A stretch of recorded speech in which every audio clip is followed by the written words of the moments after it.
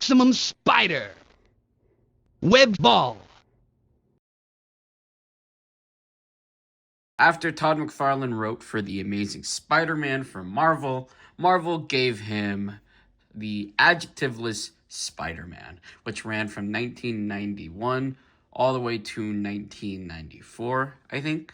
Something like that. And yeah, that was his run of Spider-Man. And that is what this figure is based off of. This is the Marvel Legends Maximum Spider-Man. And here he is right there. Look at that head sculpt. I think that head sculpt looks amazing. Like, that is definitely Todd McFarlane's artwork right there. You can definitely tell this is a Todd McFarlane Spider-Man by the web lines, how highly detailed the web lines are. That is something that his artwork had a lot of. Like, the web lines are very big, very small, and highly detailed. There's a lot of web lines. Yeah, and he just looks really good. This guy comes with a bunch of accessories, so let's go over them right now. First, he comes with this head sculpt on him out of box. And then he comes with this second head.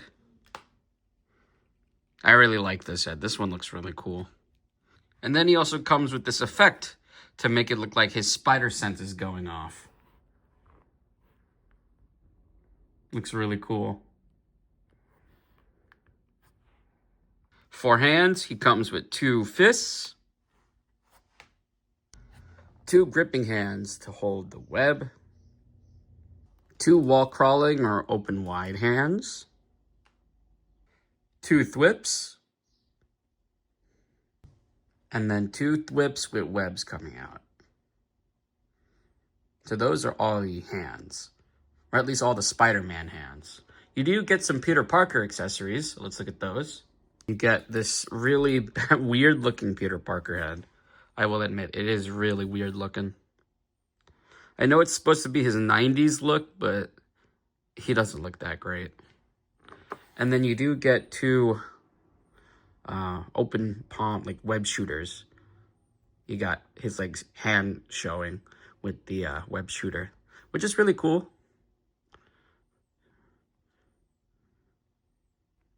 And then for webs, you do get this one, which is supposed to be the web ball from Marvel vs. Capcom, which is pretty cool.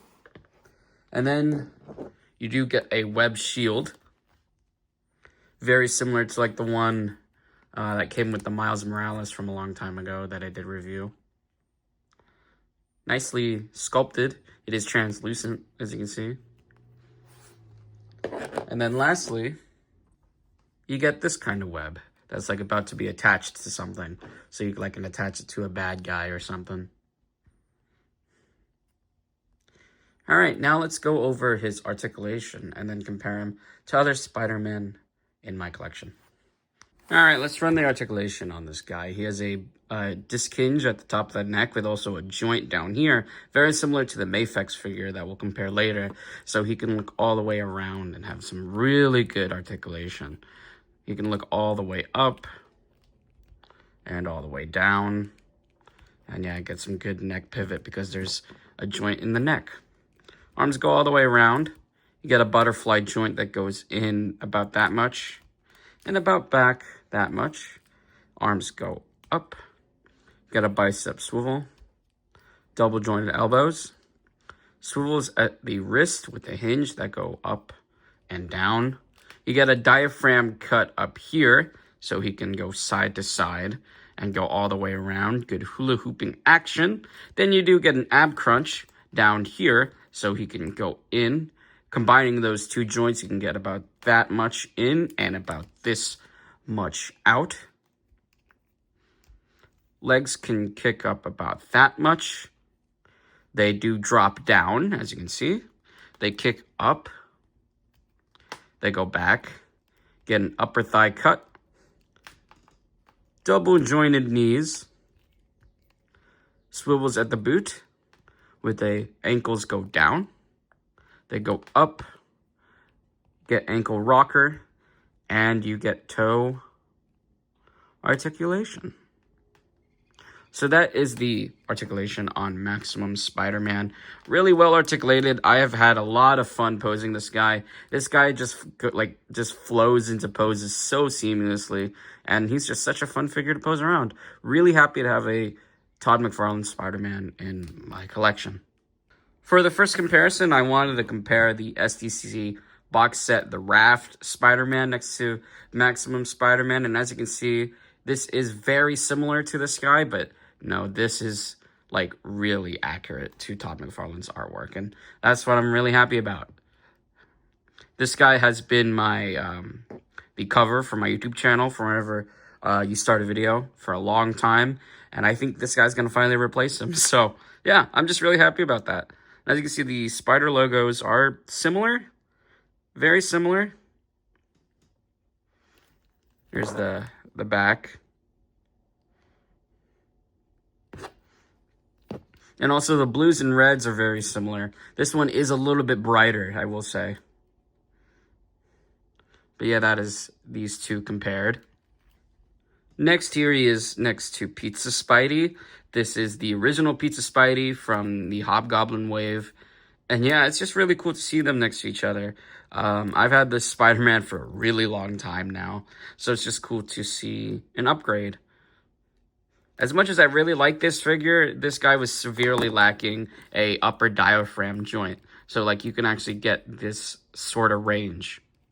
It's actually really interesting because Marvel Legends used to do these 12-inch Marvel Legends, and they did one of this guy, and he was upscaled, basically.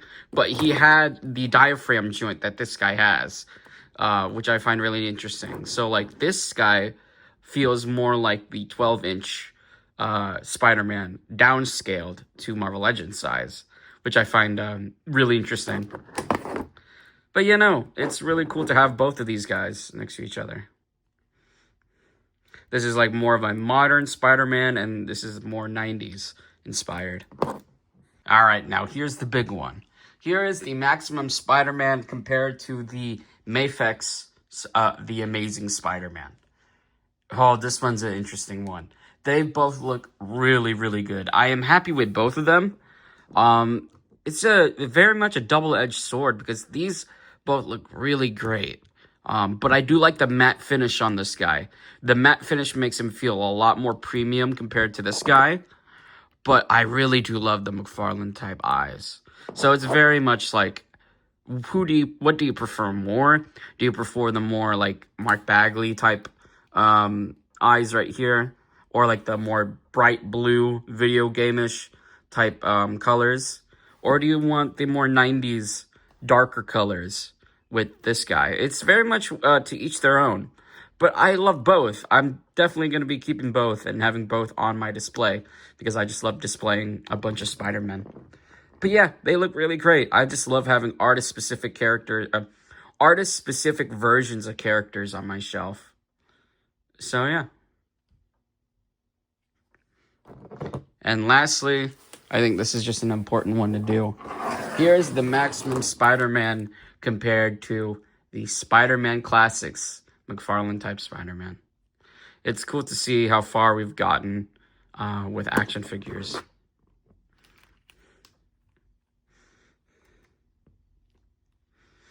So yeah, that was my review on the Marvel Legends Maximum Spider-Man. I took a lot of great photos. This guy, he's just so fun to handle. And yeah, definitely worth it in my opinion. But, you know, everyone has their own opinion. Not a lot of people will like this figure, especially for how much he is. But I've been wanting a Todd McFarlane Spider-Man for the longest of times. And now I have it. So, like and subscribe, and we'll see you guys next time.